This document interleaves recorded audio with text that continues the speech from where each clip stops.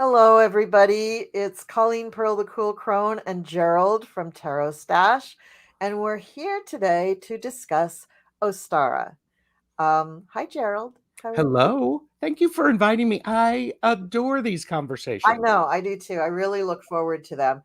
It's weird. It's like you get a bunch of shows set up, and every once in a while, I'm just like, oh, I got to get home. I have a show. Oh, and there's this rush. But having these shows and not having to rush home from work is just like very, very enjoyable. I agree. And I like talking about Wheel of the Year stuff because it happens every year. That's And invariably, I am learning something each time I have a conversation yeah, with you, with people in the chat. It's really great. It's yeah. great.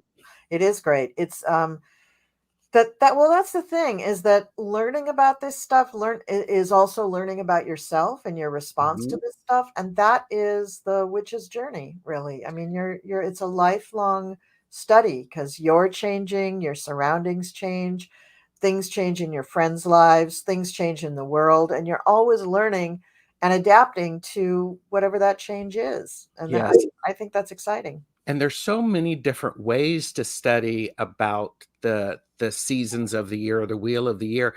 You can do it from the Farmer's Almanac. Yeah, I You did can for a do long time. yeah, astrologically, you can get curious. You can do your favorite internet search. You can get a metaphysical book. You can pay attention to whatever topic you want throughout the year, and you're going to learn something because it's so it's incredible that way.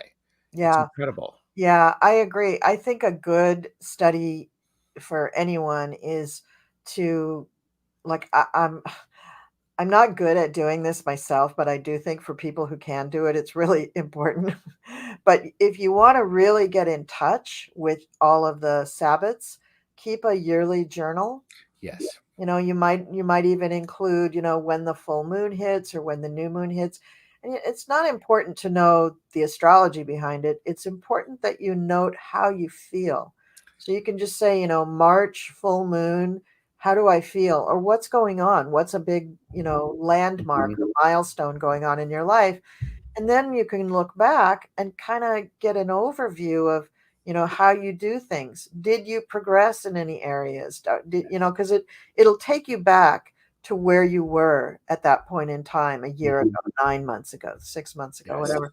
I think that's really important. And that's really, I mean, when we were an agrarian society where our survival was off the land, Yeah.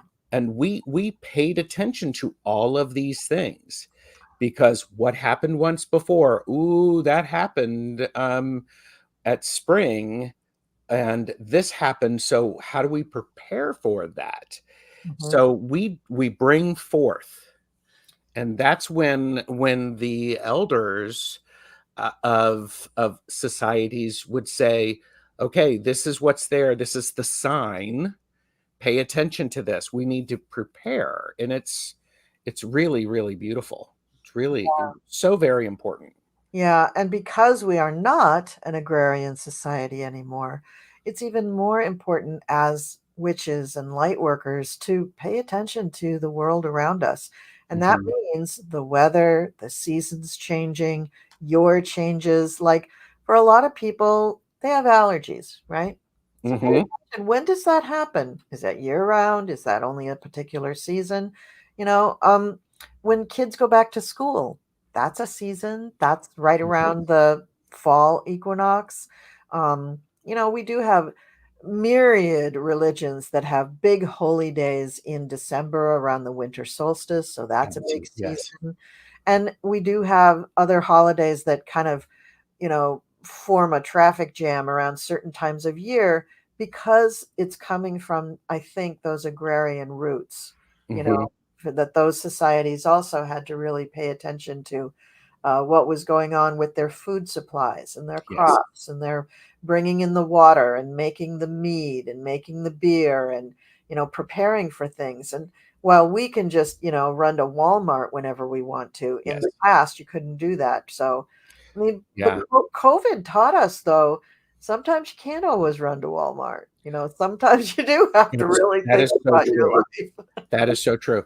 Colleen doesn't know I'm going to do this, but please leave a comment if you would like Colleen and I to have a conversation about answering the question, what is a witch? What does it mean to be a witch? And I think it'd be great to converse with you about the moon phases. Sure. So if you Yeah. want that, let us know. Let Mhm. us know. Because, well, and I can say for me personally, especially around the equinoxes, um, my my care for my diabetes is different Oh, because I noticed that probably about 20 years ago. Why am I having to do things differently? And it's like, oh, it's because it literally happened at the spring and the autumnal equinoxes. It's like, I don't know why. It is what it is, and yeah. I prepare for it. Very good. So, Wow. but yeah, Wow. That's and really interesting. yeah, it surprised me, to be honest with you. And this Yeah. was before I officially started studying. It was like, wow, it's around Easter and it's around fall, Huh. and it's like I don't know. That's just how my body and how my energy works. That's so interesting. So Do you feel like you need less care on your diabetes during that time or more care or I what? need more care for it's actually been happening. It's about 2.5 to 3 weeks with the solstice being in the center to Yeah. where the way I normally manage needs to be adjusted. I need to eat I need to eat differently. I need to eat less. Uh-huh. So it's just like, huh. So it's very, very interesting. Wow. That is really, really fascinating. And So, we were just talking about backstage. One thing that and folks, we will get to us Ostara. This is all about oh yeah. Ostara is, new beginnings and it's not about little chicks and ducks, but we'll talk about all of that. But Yes. but talking about self-care and what we need to do just to take care of ourselves. We were discussing that a really good thing to do just in general for your spiritual journey, for your own physical and mental, emotional journey, and just to get to know yourself, which is really the witch's task to get to know yourself. Hmm. Um, it's really good to keep a journal and just note how you feel in each month and Yeah. how you feel around the full moon and the new moon. Just that little bit of information is Hmm. really, really good to look back on after about a year or even like 9 or 10 months, just to begin to see are there patterns that you see. You don't need to equate it to the astrology necessarily, although later on you could take it to somebody who knows astrology and they could plot it out for you and say, yeah, Hmm. when the moon is full in the warmer months you did this, and when the moon is full in the cooler months you did this or something like that. I don't know, I'm Yes. just kind of giving hypotheticals, but that your own journaling and narrating of your journey through the months and the full and new moons can tell you a tremendous amount about who you are as a person. And it Yeah. also just might encourage you to meditate, which I think everybody should. So it's really, Yes. really good. I feel called out, Colleen, because I always struggle with that. But A lot of people do. That's why I yes. keep saying it. Well, and I also love that idea is when you notice what happens for you, you can use that to your advantage. Yes. Because I learned recently in conversation about astrology with someone is, a lot of people talk about Mercury retrograde. Well, depending upon where Mercury falls in your chart, that retrograde may be a great time for you to do certain tasks and certain things. So you're going to know what works for you because um, new moons do not impact me. No, full moons don't impact me like they impact everybody else. So, I mean, my stuff is it's the new moon. Wow. Were you born on a new moon? I think I was born on a. Do I have your chart? I think you You gave me probably do. I think I was either born on a waxing or a waning, so some sort of a crescent. I can't remember. it. Okay. I have your chart. I'll just take a look really quick. I love it. So, yeah, it was a waxing. It was a waning moon. It was a waning moon. It was a cross quarter waning moon because no, it wasn't cross quarter. It was in trine to the sun. So, yeah, it was pretty positive. So you're saying that the full moons don't impact you? Not that I've noticed. Hmm. And and so it's one of those things that when we notice the rhythms, Hmm. it's so empowering when we want it to be. Yeah, yeah. When we want it to be. And you don't see any difference between particular full or new moons? Not that I've noticed. Wow, that's really interesting because your sun and your moon are in great harmony in your chart. Oh, that's And good. your moon is in your first house, and um it's right in the center of, right? Yeah, it's pretty much in the center of Cancer, and you have Cancer rising. Hang on a second. Let me go back and And by the way, I see everybody here, and thank you. We do like the little headdresses. thanks. Yeah. And we didn't plan this, but we each showed up and we had it. Yeah, it's funny. It's really funny. We just kind of all of a sudden, boom, here we are. That's good. I just want to put this in the. I'm sorry, I shouldn't do this, making everybody wait. But It's okay. But I'm just catching up on some of the chat because okay, and Plucky Heroine is here. Thank you. Loves these Wheel of the Year conversations. me Um, too. I do too. I do too. I always go away and learn something. Yeah, me too. I And was thinking, this is. I think was Ostara the first one we ever did because I think we did Ostara last year. we might have. I would have to go back and look. Yeah, I think we did. I think Ostara might have been the first one that we did last year. And that's what got me thinking at the end of the year 2023. I was thinking, well, what are we going to do to change it up just a little bit? And we have lots of ideas for adding and different Oh yeah. conversations and stuff. So we'll just keep doing this because it's fun. You're stuck with us. Yeah, that's right. Yeah, we're here. Yeah. Yeah, your moon has this beautiful trine with the sun. So, uh your personality is very, very well integrated and very well integrated with how you present yourself to the Oh, world. thanks. Very sensitive, caring, all these beautiful water signs. But a lot of, you got that trine with Saturn too. So that's very Mm-hmm. integrative with discipline and structure. I do like me some structure, especially when I've set it up and everybody has to follow it. Mm-hmm.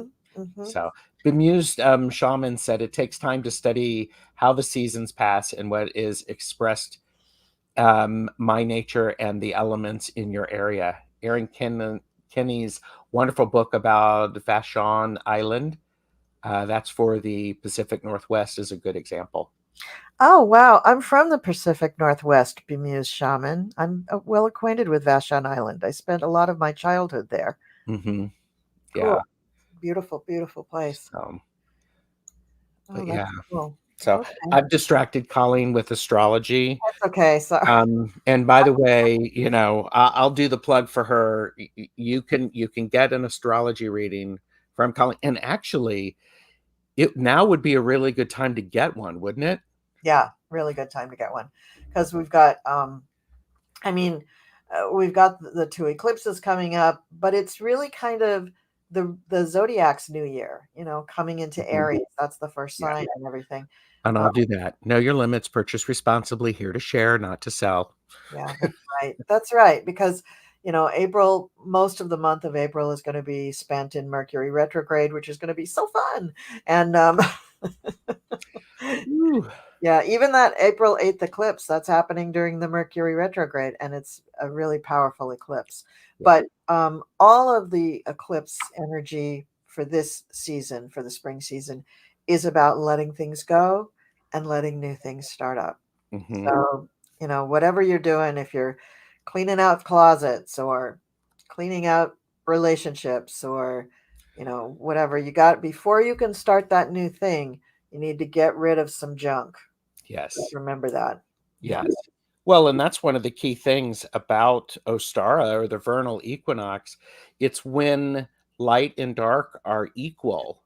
So in my practice, I pay attention to where is my energy going now, because that's what I'm going to be putting energy into for the next 6 months. Yeah. Am I wanting to draw things toward me? Am I wanting to grow things? Am I wanting to clear things out? It doesn't matter. It's just where I place my attention, because this is a perfect time. Things are in balance. Where do you want to put your energy? So pay attention to that. Yeah. And if you're getting the urge that, like, you can't stand to go past a certain room because it's so messy, maybe that's telling you that you need to do something about that. Oh, yes. Or you can't stand to go into work because of this one person that always comments on the time of day that you're arriving or something. Maybe you need to have a conversation with them very gently and ask them to not do that. It Yes. bothers you. Letting things go, releasing things, banishing things. I think even setting boundaries is kind of letting things go, because it's letting go of you allowing other people to disabuse you. That's or to abuse you. Um, it's it's there's so many ways to express it. It can be on the micro level, it can be on the macro level. Ooh, I'm hitting my crown. I didn't want to hit my microphone because then you hear a big boom. Well, and it is really important. Those boundaries, clear boundaries, are a wonderful way for self-care, Yeah. because you know what you will accept and what you won't. And if something goes around that or comes close to it, you can say something. And if it's past, you're done. Yeah. You're done. And I think that's so important for people who have been raised believing that they just have to cater to everybody else's needs. Yes. And that can be male or female, it doesn't Mhm. matter. If you have been raised to think that things are your fault, or that you have to clean up after other people, Yeah. or that it's your responsibility to make sure that people, like, get to their appointments on time, or do their homework, or get to their job, or have their meals made, or make their lunch, or take their lunch, or fill up the car with gas, that those are not your jobs, really. But if you've been raised to believe that, you may think, oh, well, she's not really talking to me. No, I'm talking to you. I'm talking to you, those of you who are Yes. just way, way overdoing for other people. It's just not Mhm. necessary, unless they're small children. And even small children need to be taught independence and what their boundaries are too, I believe. This is just my opinion. I agree with you, because we learn how to take care of ourselves, to set boundaries, and how to behave by those around us. All eyes are watching us. Yes. And so, when we speak our truth and we speak it clearly, and we explain what is going on and why, even if it's a difficult conversation, especially when it's a difficult Yeah. conversation, Yeah. it really helps. I mean, and this is a perfect time to have this conversation, because this is what's really coming into life and coming to the light here in the northern hemisphere. We're looking at going into spring.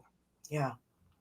So, and in the southern hemisphere, their Mabon, or Mabon, is the autumnal equinox. So they're moving into the darker part of the year. Northern hemisphere is the lighter part of the year. Right. So, Right. That's right. yeah. And I'm going to do that thing where I hold up a chart. Yay. So this is the wheel of the year. This is Yule, or December. And here we have the spring equinox. And this is the equinoxes, where there's equal night and equal day. And here is the solstices, where we have long night and long day. So we are coming up right here, to where from here, then we're going to be moving to Beltane and to Letha, Lammas, we're all, the light parts of the year. So if you wanted a feeling of where we are, that's where we are. If you're in the southern hemisphere, you're over here getting ready to enter here. So Very cool. Thank you. That's Mhm. good. And it's good to note too that we're, as far as the movement of the year, for a lot of people, this is the beginning of the year. This is the beginning of feeling like, okay, I can go outside again. I can open my doors again. I can open the windows. I can clear things out. There's a reason why people do spring cleaning. You know? Yes. I mean, in the Judaic tradition, there are holidays for this. I think it's Purim, that part of getting ready for the holiday, or part of the holiday actually, is cleaning out your cupboards in your kitchen, getting rid of Yeah. expired foods, getting rid of anything that has spilled, cleaning it up, and just making sure also that people in the community have food, not giving them their expired food, but just once they clean up their kitchen and they have things squared away, then making sure that other people have food. It's a really great tradition, actually. It It's really just is. taking care of your food stuff for you, your family, and then the greater family. I think it's a beautiful tradition. And then they try to they when I was living in Brooklyn, I was living amongst the Orthodox Hasidim, and they build these little structures out on their they all had little balconies on their houses on the second or third floor, and they'd build little structures over the balcony so that they could eat outdoors. And I Yes. was like, well, it used to be outdoors, why are you putting a roof over it? But it was a little cool. That was the A little bit explanation. cooler. A little Yes. bit too cool to be out there. And they would decorate it with all sorts of, and please excuse me if I'm conflating with this with some other holiday. I'm pretty sure though that this is the spring one. But it's just a really nice thing. They would invite people who are not Hasidic to their home to share the food. hmm Lovely, lovely tradition. Really Yes. lovely. Well, Now I have to look it up because I'm pretty sure yeah, I please completely do. screwed the pooch on that. And by the way, the best chatters are having great conversation. And so, people are talking about boundaries and setting those boundaries and working hard on those boundaries with the support of professionals and people who get it. So there's there. And I do have to put this up. Liberal Linda said, Gerald, your charts and signs you hold up add so much to in your videos. Thanks for them. Oh, You're good, welcome. good. You're welcome. And so it is one of those things. Oh, and Bemused Shaman said, I'm often quizzing the woman that owns the plant nursery about what to grow and when. My husband loves leaving butterfly drinking places in the garden.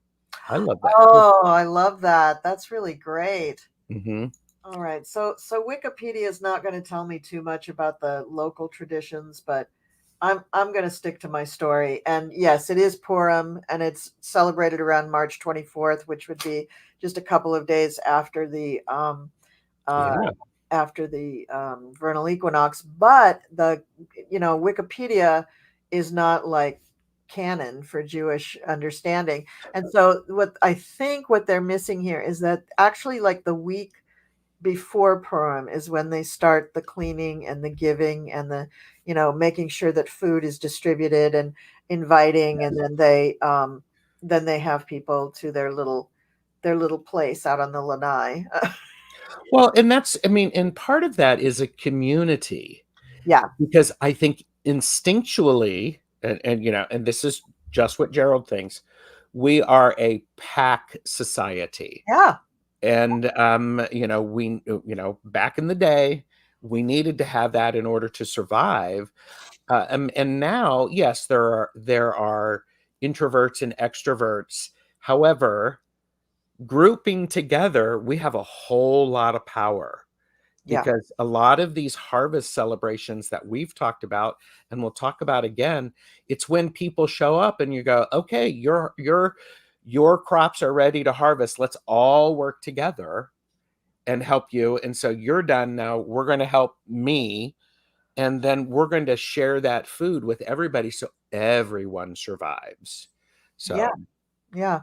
My maternal grandfather had a very large farm in Iowa. And so when I was growing up on summers, I would go and stay on his farm. And it was a really fun time of my life. It was really mhm, fun. But he would tell me stories about, how everybody got the harvest done. So he was born, I believe, in 1890. So as he was taught how to do farming, he actually went to school for farming, which was pretty unusual back then, but he did.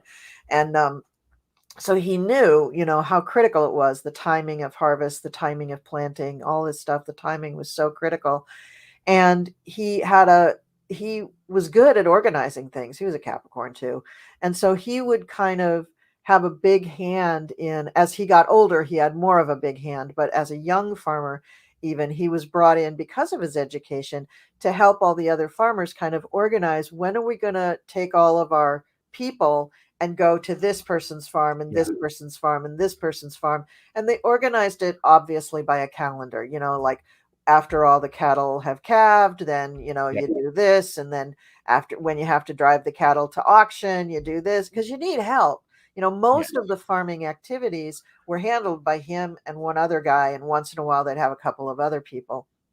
But when it came to the big things like harvest and mhm, even calving, if you have 16 cows giving birth, you need a little help. You can't be you everywhere, do, you and do, so they would do that with the especially the harvest, the hay, the corn, the peas, the yes, soybeans, the yes, oats, whatever they were growing. They had to harvest, and it was really, really important, critical really to their survival. mhm, For their survival, it was a financial survival, not necessarily that they were just growing their own food. Although they did have a house garden, and they ate yes, from the house garden. There wasn't a lot of canned goods around. Yeah. no, So that's no, what they not did. unless you canned it and you did your own canning. And my grandmother did, they had the house was on top of a cellar, and the cellar was a cold cellar, and it was that So way did so we. that they could, keep everything through the winter.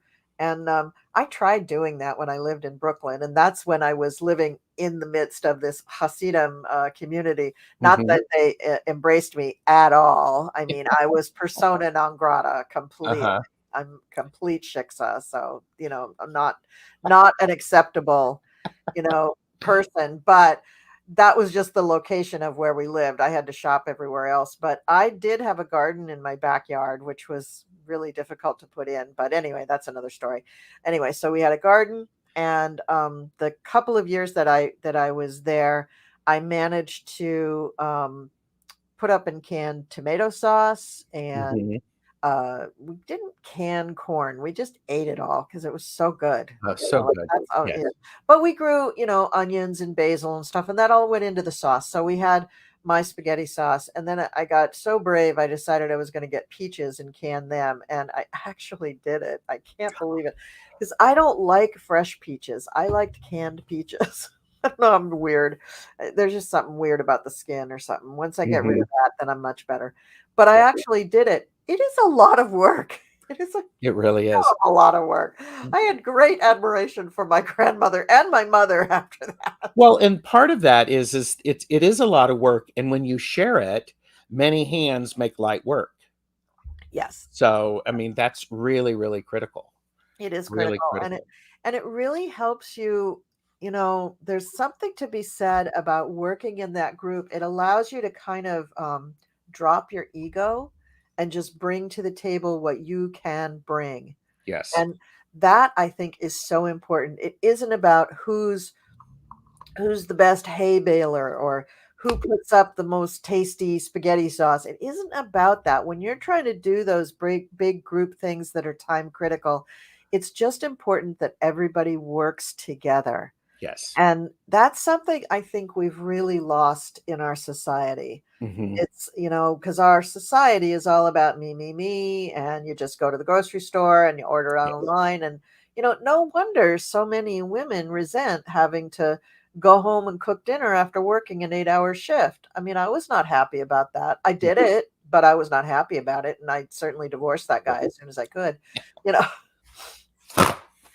Thank Yes, you. you Oh, did. new fan. Oh, it's the Ostara fan. I love it. It is. I got it because it was color appropriate. Oh, that's so beautiful. Oh, I love that. Yeah. So, Yeah, I think, you know, I don't hate cooking, but I prefer to bake, and you can't bake a dinner. So, I mean, you can, but it would be very yeah, starch heavy.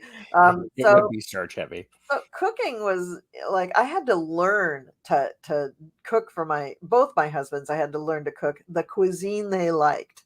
Give me a break. Like if you like it so much, just cook it yourself. And both of them did cook the cuisine they liked, and they both insisted that I had to learn it so that I could cook for them.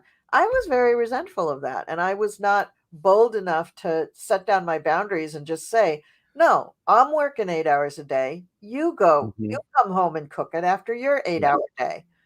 Well, yeah, I wish I had done that, but it all worked out for the best because they were both turned out to be kind of assholes, and I'm glad I'm not married to either one of them anymore. But the thing is that I don't think I'm atypical. I think a lot of women, um, I'm a boomer. I'm 67 years old. So a lot of people in my generation just didn't speak up. You just didn't Yes. make that claim. I tried, but I was so ineffectual at it, possibly because I believed deep down that they were right, that I should just do it. Mm, So those days are done. This conversation has deviated into a yeah. whole other thing that So has one can always roast their veggies. Yeah, and I do that now. Me and my daughter take great delight in roasting vegetables because we really love them. We eat a lot more vegetables that way. Yeah. Well, okay, so this is Ostara, or the vernal equinox. This is when there is equal light and equal night. So, and so it's the beginning. It's oftentimes it's called the spring starts. It's Yeah. when spring starts. Spring actually really started at Imbolc. Yes. And so this is mid spring. Yeah, it Because really is. when we Yeah. yeah, so there's that. And this is the time, as Colleen said so well, we're getting out, we're dusting the things, we're clearing stuff out, where it's getting lighter, and we're feeling good. We're starting to go outside. Somebody mentioned in the chat that they were eating their lunch outside, and Wow. that in and of itself, being out in nature and having that wind, is extremely helpful, because it's really about the time when we renew ourselves. What are we going to do for ourselves? That's that idea of our thoughts. We're going to start putting in, the plans for the garden, because that's what we've done when it's been dark out. Okay, what are we going to do here? What are we going to do here? 6 weeks ago, a lot of the seed catalogs were coming out. Yep. Yes, they Perfect are. timing for that. Mhm. So if you want to start something new, if you want to start a new habit, this is a perfect time to do it. Um, and, and it's also a perfect time if you want to do a ritual or some sort of promise to yourself, spell working for your self improvement, your overall well being. I mean, it's perfect for that, because this is about definitely taking care of, you're planting the things, you're welcoming spring, you're welcoming this, you're really you're I want to say sloughing off the winter and the coldness of winter. So, and I think it's really so very important. So, Agreed. yeah, Agreed. I just went on my little thing there. Oh, I love it. It's great. I'm just trying to find the perfect emoji to come back to cat mama. Sorry. Well, and okay, and so this is where let's think about this. The perfect emoji, real life Yeah. people, real life. But I think one of the key things that I like people to think about is, I work with color. I'm an artist, and all of the colors are around all of the year. Just notice what variation of the color wheel is going on right now. So in chat, when you look around, what types of colors are you seeing? I mean, you're seeing pinks, you're seeing yellows, you're seeing purples, light blues, you're seeing those beautiful pastels. And in my practice, I compare the spring equinox in to dawn of the day, so it's the time of the dawn for the season, so the sun is coming up, so it's that beautiful bright, it's that refreshed, it's that how do you describe it, it's that there's that dew on the ground, and it's very refreshed. Yeah. So Yeah. notice those colors around you. So I came home from work on Wednesday and I got out of my car and I hobbled up to my back door and I was stunned by little baby crocuses that came up with out of nowhere. And this year they came up in I have kind of a separation from the end of my driveway into my backyard. I have a little gravel bed because we put the trash cans and stuff out there. They were popping up out of the gravel, and there were more this year than I've ever seen. And there wow. were little pockets of bright purple and little pockets of, beautiful white with the yellow edges. And I just had to stop for a minute and go, oh, that that is a feast for my senses. I love that. I was like, I oh, love that. we're really in spring. We're really in spring. And that's why, yeah, it's not the beginning of spring. It is mid-spring. Otherwise those crocuses wouldn't be up, you know. That's right. Yeah. Yes. And here where I live, we have this old wives' tale that says, there's 3 snows after the forsythia blooms, which forsythia, bright, beautiful yellow flowers, and then it Mhm. greens. So about almost 2 weeks ago, I saw my first forsythia blossom. And then the next day we had a snow. So I'm expecting 2 more snows. But these days, I don't know if that'll actually happen. Yeah. I don't know if that'll actually happen. So, but yeah. Um, so again, there's with Ostara. I'm going to let you. Do you want to talk about this idea of the rabbit and goddesses associated with Ostara or anything like that? Um, I mean, yeah, I guess we could. I could just give the Reader's Digest version, though. I'm not prepared to do a whole thing on it, which is Oh, probably yeah. good for today. We're already on 37 minutes. So, sure. So, Eostra was one way of naming that goddess, and I Mhm. believe that she really kind of morphed out of a Norse goddess originally that did, and I can't remember the Norse goddess's name, but she had rabbits in some fashion working with her, and that morphed into a goddess that they called Eostra. Yes. Are you thinking the goddess of Frigg or Yes, Freyja? Yeah. yes, that's the one. That's Yep. the one. And they were hares for Frigg, right? And Yes. did they Hair. like pull a chariot or something? The Norse people always have chariots going on. Yes. Yes. That. Yeah. Oh, well, of course they do. I Yeah, mean, and of course, wild Frigga. guess on my part. Yeah, Frigga, of course, would have hairs pulling her. So of Pulling course. her, right? And so that probably took her a bloody long time to get anywhere. Oh yes. Oh Because yes. Oh anyway, yeah. so this came down to Eostra in the more Celtic regions of the world, which is where, let's face it, most witches really pull a lot of their well, all the Sabbat stuff is all pulled out of the more Celtic Yes. mythologies, probably due to Gerald Gardner. I mean, hmm I'm going to blame him for a lot of this stuff. Yes. And so they had these they had all the Easter stuff, right? That has just kind of overshadowed all the Ostara stuff. But before Easter, there was Eostre, and the eggs were meant to symbolize fertility. And Yeah. I think because you have birds laying eggs, even I don't know how many chickens were in Ireland laying eggs, but maybe there's a lot. I don't know.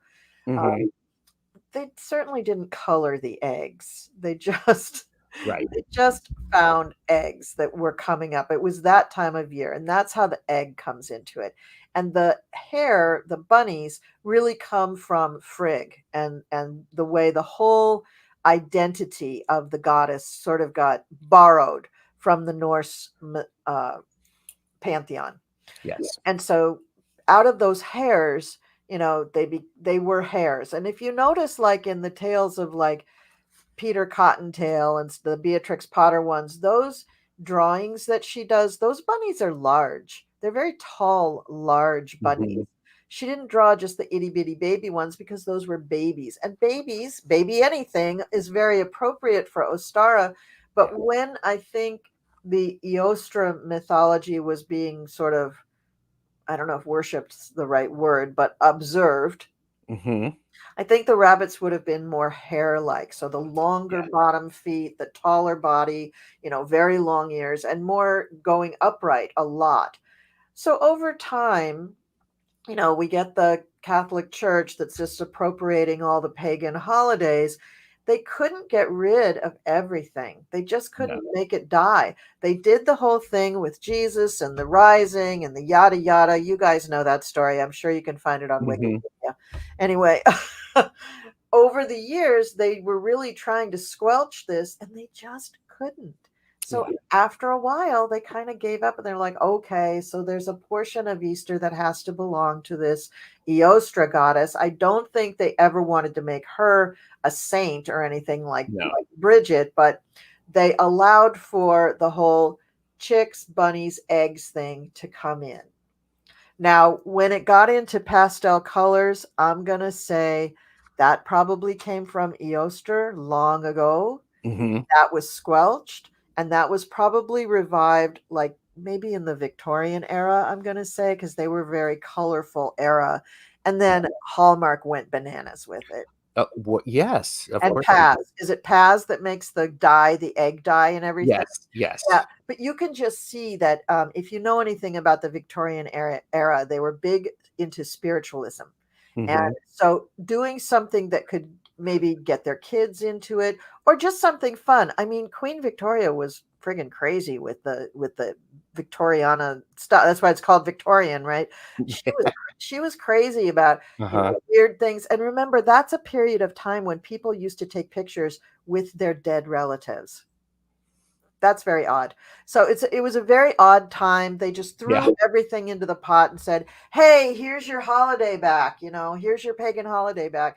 And a lot of people were just very happy about it because, frankly, Easter, when you think about it, is a real downer. It's just not a happy holiday. It's not. It's It's not. like what's the Jewish one? Passover. Not a happy holiday. People are going like Happy Passover, and I always think, God, that's cruel. Why would you say that to somebody? But yet Yeah. they've got greeting cards that say it, and it's like, God, you have completely lost You the missed thread the point. of where this is coming from. Yes. So I just think that's nonsense. And if you want to dye eggs, dye eggs. It's fine. The symbolism of the egg is a beautiful symbol for Ostara because what's more perfect for renewal than something that's going to be born, and the egg symbolizes the birth, right? It may Hmm. not be alive. Well, it's a live birth once it comes out of the egg, but we don't think of things that get born with eggs as a live birth, do we? I don't know. Am I wrong about that? I could be. I don't know. We're not talking politics. No, Depending somebody upon what do state it. we're in. Yeah. um, Yeah, we'll there have was to just send you out to the field if we're wrong. I just there, don't know. Okay. Okay. Eoster, it's Eostre. So the E's on the end. So it's kind of like Easter, but it's a little bit Mhm. different. And with all of the goddess names, there's so many variations. So many Good point. Good variations. point. Yeah. So I think something, because one of the great things when I first met Jeffrey, he was teaching classes about timing of the year. Oh. And one of the things that he talked about is the goddess Ostara, or it's the bird and the bunny. And the Hmm. idea is that this goddess was the goddess of dawn and rebirth, Yep. who was responsible for bringing spring each year. She was feeling guilty about arriving so late, and to make matters worse, she arrived to find a pitiful little bird that lay dying, his wings frozen by the snow. And Ostara cradled the shivering creature and saved his life. And Oh, so legend had it that she made him her pet, or in the X-rated version, her lover. And because he could no longer fly because of the damaged wings, she turned him into a snow hare and gave him the name yes. Lepus. Yes. And so she also gave him the ability to run with amazing speed. And to honor the earlier aspect of him being a bird, gave him the ability to lay eggs. So there's the connection there. And by the way, Yeah. as with everything, there was drama. So when they fell out, she allows this hare to return to the earth once a year and to give away his eggs to the children attending the festivals in her honor. And that's part of that. So Very now nice. you know. Very nice. Yeah, I know I have talked about the goddess Ostara also, and I think that name comes more from, like, I want to say, like a more like Roman or Yeah. Greekish, that kind of thing. And notice how it's all morphed together. Mm-hmm. Because I know, and again, yeah, there's 50 bazillion spellings of all this stuff, but we really do have Gerald Gardner to blame for all of this, because Yes. he really focused things on the Celtic nations that existed in Great Britain, Mm-hmm. not even the full Celtic nations, but just the ones in Great Britain, because I think that's where he was from.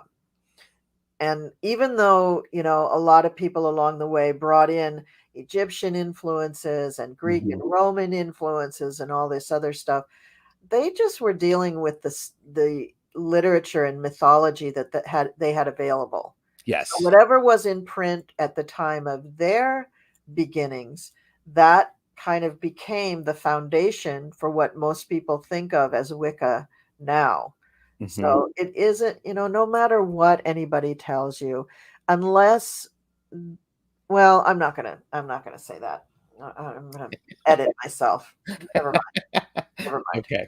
It is an amalgam. It is an amalgam of many, many schools of thought. Yes. And I personally think when we understand and we appreciate that that's exactly what it is, we can field out and we can get more information to deepen our personal understanding of it. And then we can make our own connections with it. Because Amilda was saying, something new to share with my great niece. I love the idea of creating traditions around these holidays. Create your own traditions. Find out what other people do. Mhm. Do your own. I mean, one of the things that Jeffrey and I have done is at the vernal equinox, we will dye yarn that we will use for making things for ritual for our altars Nice. as gifts. And so it's really beautiful. If you've got a something that you regularly do, your tradition, Mhm. think about it, do that, honor that, because it is part of, again, I'll get on my soapbox and say, honor the tradition, because part of honoring and remembering your ancestors brings them along with you. Yeah. It strengthens those ties. Yeah.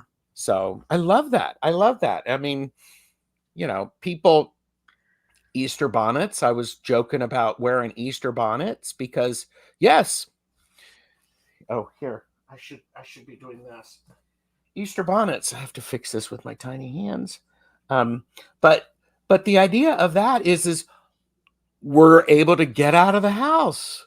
Holy mackerel. This is great. Let's celebrate.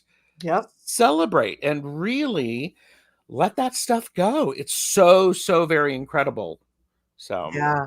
And Ostara, I think, is a particularly easy one to start with kids, because they do see all the marketing for bunnies and eggs and chicks and all of that stuff around.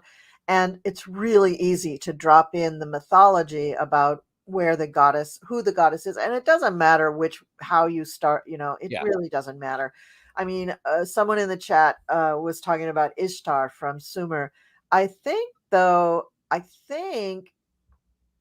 maybe not the first goddess, but Inanna too Yep. was another one that all of these things, Inanna, Ishtar, that all kind of turned into Isis, and then other goddesses were sparked. Then every time you turn around, you just bumped into another goddess. So, people like that stuff. Yeah. It really makes them feel comforted to have that. But yeah, Ostara is a really good one. I mean, Halloween is a little harder with Samhain because it isn't about giving kids candy. It just isn't. I'm sorry. It's just not. So that one is a little hard. Yule is a good one because they have maintained the colors of red and green, which are really colors for Yule. Yes. And the imagery of holly, of snow, of crystals, of the coldness, but the evergreen trees, the berries on the holly. I mean, there's a lot of things that are out in the media, out in advertising and stuff that kids can resonate to. Um, Beltane, May Day. I mean, I remember as a child, we used to make May baskets and put them on people's doorknobs on May 1st. I never did any of that. Yeah, we used to do that. I don't know whether my teacher was a closet pagan or what the deal was, but we did that. Trying to think of any of the other ones. I remember when I first heard about Lammas, I was just dumbfounded. I was like, there's a holiday? Shakespeare talks about Lammas-tide. Is that what he was talking about? In Romeo and Juliet, he taught the nurse has a whole thing about Lammas-tide. And I was like, that's what it's about. I was really excited to hear that. So that one's kind of a tough sell.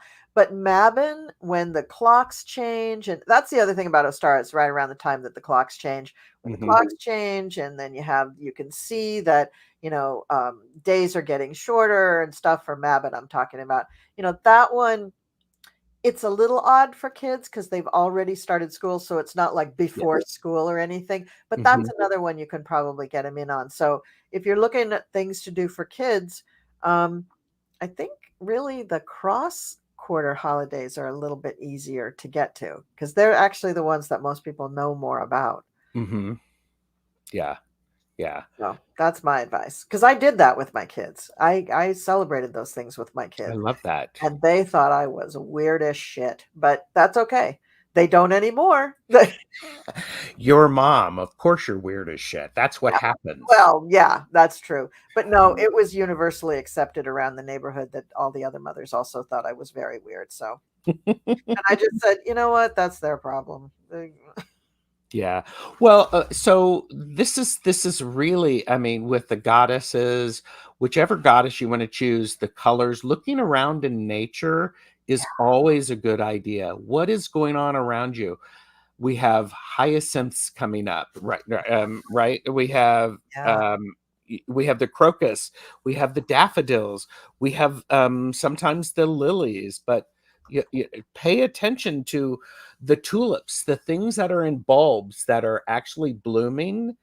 That's what's really important. Notice those things because there's a lot of hope in that, and it's really exciting to see because after the long winter, suddenly we see these pops of color and the bees are getting busy. So, I mean, so very, very important. Yeah.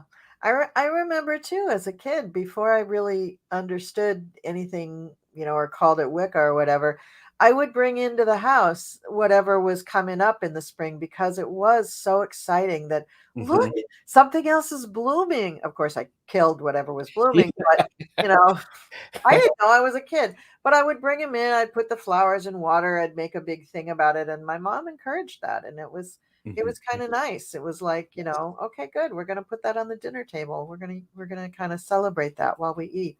So it was nice, Yeah. And I have to say, using that, if you were to, for the next 6 months, really pay attention to what's going on around you outside regardless of where you live. Notice the plants you see, the colors around you, the vegetables that are in season. Yeah. Pay attention to that. That's really so very important and a great way to connect. Great way to connect. Yeah. And where I live, I do see a lot of animals, and I notice the birds, Oh, because there's yes. a change to the birds that come around. Hmm. And that's one of the telltale signs for me that things are really changing. Like a couple of weeks ago, not a couple of weeks ago, just last week, I just noticed I had been seeing for a while just tons of blue jays. I'm like, wow, is that like they like a spring bird? I think they're more a winter bird. But global global warming, whatever. They're becoming my spring bird. Well, yeah, I mean, it's interesting you say that because here in Ohio, it was warm enough for me to open windows for a couple of days before it Yeah, dropped back down. yeah, yeah, yeah. But waking up and hearing all of the activity of the birds, it was like they're all out there building nests, they're talking to each other, they're gossiping, they're doing all of the things. It was a really lovely time, a lovely sound to wake up to, Yeah. and I hadn't heard it. I Yeah. hadn't. Yeah, it's nice. It's nice. Yeah, mainly the blue jays. I always notice crows and ravens. They seem to follow me wherever I go. So what does that Uh-huh. tell you about me? Just kind of a dark person. But anyway, um, the little animals too. Like I haven't seen the chipmunks yet, but the squirrels are going bananas. The squirrels Yes. are just running all over the place. And the other smaller animals, I guess I'll see them eventually, but noticing the squirrel activity is always exciting to me, kind of like my brothers, like Hmm. like thank you for being there and making me not feel alone. But Yes. yeah, I think the birds though are really really telltale of what's going on Mhm. with the season, what's changing. Yeah. You may not see the same birds all the time because of global warming. They're all confused and cattywampus. But I Yes. think that when you see a change in the types of flocks of birds that are coming around, that's really big. What I haven't seen in this area yet, that I usually do see about a week before the equinox, is a robin. Haven't seen one robin yet. Really? Now watch. I'll go downstairs. I'll open the window and I'll see a robin. But Yes. have not seen one. It's been those blue jays. So I don't know. Interesting. We'll And see. see, and that's where I'm going. I wonder what the spirit animal information is about blue jays. Oh, I can tell you what it is. It's all about gossip and even bullying and ganging up on people and protecting Oh. one's own. Very territorial. That's Hmm. why probably maybe I'm not seeing robins because of the blue jays, because there's so many. I don't know, Mm. but yeah, blue jays and crows. When I first moved out here, I looked them up. They're all of the Corvo or Corvid family, and Uh-huh. they're very clannish. Okay. They're very Yeah. clannish. Yeah. Whereas ravens often go off on their own. I mean, they come back to the flock, but when you see crows, you'll usually see a murder of crows. When you Yes. see ravens, you very often will see a single raven. So it's, Hmm. for me, I always note if I see multiple ravens, how many did I see? Because that number is Oh, going to be important. That's going to be important. And I like went out of my way to figure out, so that I could visually figure out, is that a crow or a raven? And there are ways to figure it out. So that's great. Well, and that's one of those things, Colleen. You're bringing nature as a messenger to you because you're seeing the ravens and then you're counting them. So you're adding some of the numerology associated with it. yes, Th- absolutely. That's so very important. So I think, this is a perfect time of the year to think about those new ideas. And if you want to do any spell work, prayers, promises, intention setting, great time to do it. Yeah, Great time to do it. yeah. Some of you who are watching, you may want to associate crystals with that. Oh, yes, you should. And yeah, what crystals would you work with? What stones? Well, I would look at greenstones first, because you want to connect to that energy of growth, Hmm. that things are growing. Like I have, oh, I love this stone. I wish I could bring up the new one that I got at the shop yesterday, but this is a green calcite. Ooh, beautiful. Absolutely love this stone. I always keep this near me because green stones, prosperity, yada yada. Hmm. And then this is a fluorite, a green fluorite. It comes kind of in a range, goes into purple even. So there's a green fluorite. This is a cool one. This is probably fluorite, but it's just in a different form. It's a point. Yeah. And then I have whoops, bumped my camera. I brought this up just recently. This is a labradorite heart. Ooh, It's nice. a green you can really see the green in it. And Hmm. I know it's labradorite. I know it's very, very green. It's not like an Amazonite or anything like that. It's Hmm. the person that I bought it from is a pretty knowledgeable gemologist, and they told me what that was. So, Yeah. I keep like at my ring, I have a peridot. This is really the color, right? Yes. Yeah. That's the color for me for spring. That Hmm. peridot green, that lightish green. It is Yes. olive, it isn't Kelly green, it is an emerald green. It's a very distinctive green. I mean, all of those greens are fine, but for stones, I'm looking at the peridot because that is Yes. clear sightedness, and it does kind of bring in intuition a bit, but Hmm. it's I think more a stone of clarity. Um, and for me, that's really important. So I making love that. goals Yeah. and being clear, yeah. Because if sorry, go ahead. No, go ahead. Finish your thought. But that when you go to aspire to something, when you're making these lists, um, you don't have to throw everything in the kitchen sink into the list. Mhm. It's much better to be a little more focused. Okay, Yes. play your Well, thought. and I like how what you're saying is you're selecting stones for their colors. You are also paying attention to the energy that that stone brings to what you're working. Yeah, So notice the color. Also, pay attention to the energy that brings in. It's like bloodstone, for instance, is a great stone that visually I wouldn't necessarily say is Ostara or the spring equinox, but it's about life, and yeah, life is returning, so it would be perfect for that. So, yeah. but and so that's something definitely to keep in mind. Yeah, another couple of green stones that are really, I think, visually exciting and beautiful is malachite. Mm. Malachite has that beautiful green color and the sometimes little swirlings of white in it. Um, Also, there was one serpentine. Serpentine is a Oh. gorgeous stone. It's a dark green. It's actually green with flecks of black in it, and then sometimes you'll see that little red serpent going through it, that little line of red. And that's a stone that's more, I think it's really good for workings because it has to do with the knowledge of a serpent. And so if you're trying to tap into hidden knowledge and your own knowledge and gaining knowledge, Mhm. serpentine is a really, really good stone to grab. But just in general, when you're looking at stones for Ostara or for any purpose, especially if you're, I mean, you can do it online. I buy stones online. I mean, I think it's Mhm. okay. But if you're in a store or whatever, you do need to just pay attention to what you're drawn to. Absolutely. Even if you're thinking to yourself, oh, I always get that color. It's just a pretty stone and I'm drawn to it. There's a reason you're drawn to that color. Take it, get that stone, get Yes. multiples of that stone, keep that stone in every room in your house. There's a reason that you need that stone. And in a few There is. years, you may not need it and it'll just become a pretty stone in a dish in your living room, but Mhm. which is what has happened to me. I have a lot. Or it becomes a stone that helps to keep the records of the experience that you've had. Oh, I love that. Oh, I love that. That's perfect. That's really, really So, great. That's great. That's great. yeah. So I pulled up an article.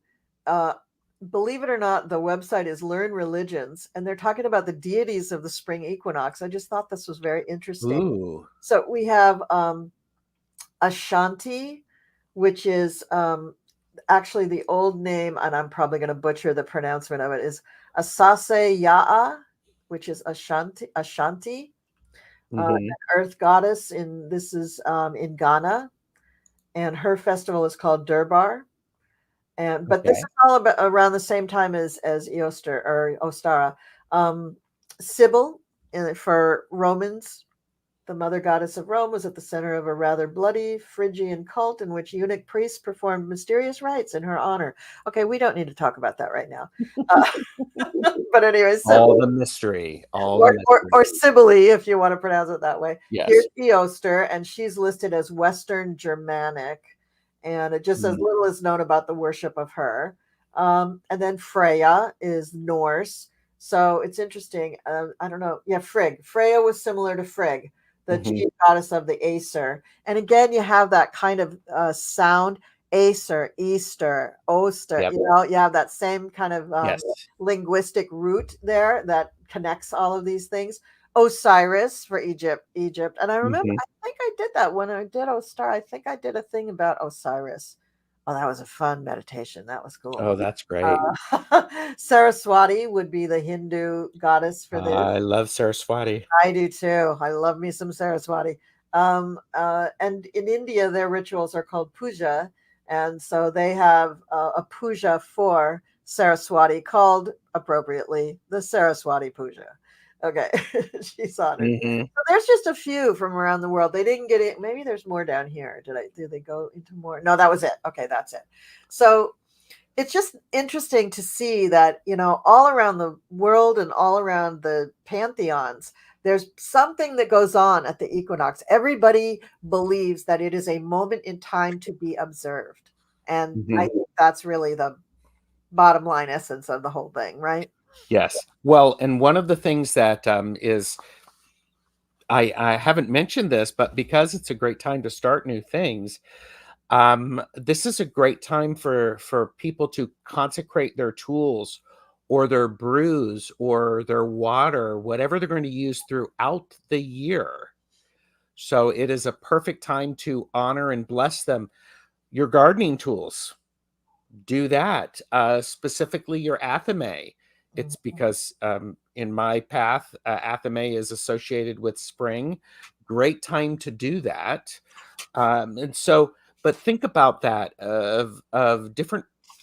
You could create tinctures in different with different herbs that you use, and the timing of that is really important because that, in my opinion, is gets infused in the tincture, and it certainly makes a difference. It makes a great difference. It really does. And for those of you who want to pay attention to the moon cycle in order to cleanse your stuff, I'll just get the dates up here for the next full and new moons and everything. So if you're going to be cleansing things or just maybe dedicating a new tool to your work, the next, let's see, today's March 17th, so it would be March 21st would be when the new moon is in Aries, but anytime from the 19th on you could use that moon energy, Mhm. and even probably, let's see, 123. You know what, the way this moon is traveling, you could probably even use that up to the 23rd, because she's going to be in Aries all that time. But you could start Yeah. it because the equinox actually starts on the 19th. So, right? Mhm. So Yes. you could start things on the 19th, which is Tuesday, right? Well, Yes. Tuesday in North America. Mhm. Um, you so anywhere from that Tuesday all the way up to Saturday for cleansing your tools, which is good because you just reminded me. And I'm going to say cleanse and clean up your altar too. Do a I little yes. sprucing. Do a I little. will do that. I will be cleaning my working altar and switching out my the chalices and the witch ball that I have on my altar, Yeah. and dusting off my statuary because Oh, wait, it's part of what I do. back up. I was looking at last year's book. Hang on. Uh-oh. Let Uh-oh. me let me give you the dates for this year's part. My mistake. I was wondering why I didn't see the thing. Okay, scratch that. Back up. Okay, back up, back up, back up. Ah, We'll so I think the full moon is fine for cleansing things, but I Mhm. prefer the new moon. So I'm going to say now the full moon is March 25th, and that's in Libra. But again, a full moon is not gonna, it's a Libra moon. It's also an eclipse. So I don't know. The next thing is the new moon solar eclipse. It's up to you. March 25th is the lunar eclipse. It's at 3 a.m. and that's going to be at 5 degrees Libra. So you're probably going to have from the 25th, which is a week from tomorrow. That's the Monday, a week from tomorrow. Mm-hmm. And you could probably do something the night before, like if you needed to do it on a Sunday, it'd be okay. But the real energy is going to be on the 25th and the 26th. 27th, it's going to be too late. It's going to be kind of out of the energy. So that Monday, Tuesday is really the peak time. And then for the solar eclipse new moon in Aries, that's April 8th. And that's going to be, let me just go to the April calendar here. Come on. There we go. I went the wrong way. Okay. So that starts at 19 degrees Aries on April 8th. So you could do stuff starting on maybe even Saturday the 6th, that evening, up to maybe Tuesday morning the 9th, because it's within Aries, and that's when you're going to get all that energy. Now, there are other ways to cleanse your tools. You can it doesn't have to be moonlight. You can leave them in the sunlight. Yes. You can rinse them under running water if it won't make the stones or whatever dissolve. You can just hold them under running water. You can place them in a bowl of water that you yourself have consecrated just with your hands and saying a few words. And you can say, I'm blessing this water. Please clean my tools and bless these tools for whatever intention I'm going to be using them for. You fill in the blanks, but you don't have to wait for the moon to do that kind of cleansing. No, and intention is everything. You can do that at any time. The supplemental energy just augments what you've done. It's the support of it. So absolutely. Yeah. And then I would do the same thing with your crystals that you're going to be using. Now, you don't have to cleanse things like herbs or anything, but the containers that you put them in should be blessed, if not cleansed. Now, I'm not a big one on things where I use a bowl or a little mini cauldron or something for burning things. I'm not big on cleaning those out. I think the ashes and the stuff that forms in the bottom of that bowl is kind of my history, and I kind of like it there. I do too. So for those things, I just tap everything out. I'll give the outside of that container a little wipe if I think it needs it, and I'll call it a day. I'm not putting that in water. I'm not destroying those beautiful ashes.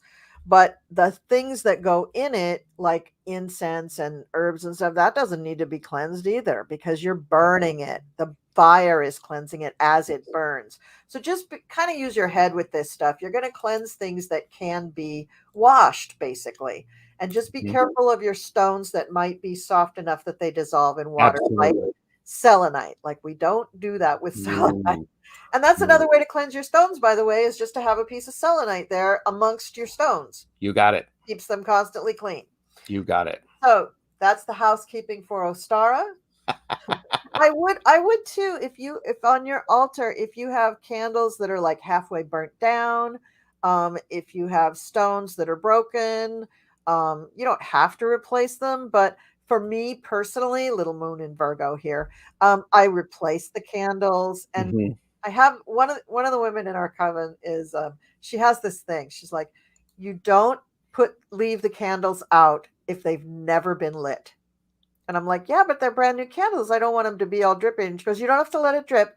Just cut the wick to the right length, light it, and pinch it out.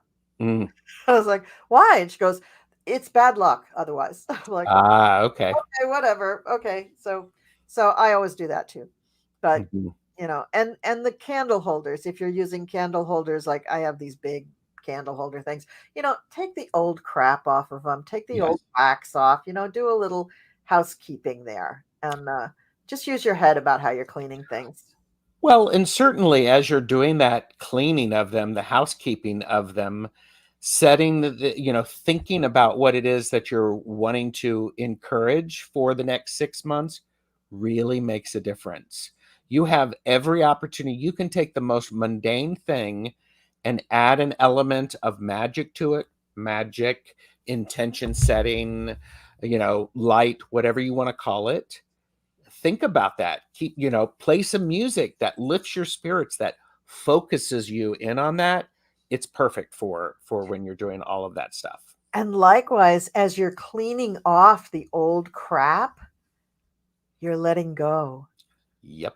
So that's another intention. Like if you're cleaning the wax off your candle holders, you're letting go of all those old things. So anything you were disappointed in, anything that you felt like it didn't work right, anything like you felt you were taken advantage of, just say to yourself that that's all just going in the garbage as you clean this all off. Use that exercise as an intentional exercise to let go and set up the new. It feels great. It really does. And Gerald's right. When you combine your intention with these exercises of cleaning and letting go and putting in new things, it really makes a difference. It makes a huge. It literally, you'll feel the energy, because you guys are all empaths anyway. So yeah, you're gonna feel all that shit. Well, and I still love that idea. Is go buy a composition book. One of those $1.50, 99-cent things, and start to write down what you're noticing. And if on the equinox, a great thing to do is to take a walk, to notice what's going on with nature around where you live.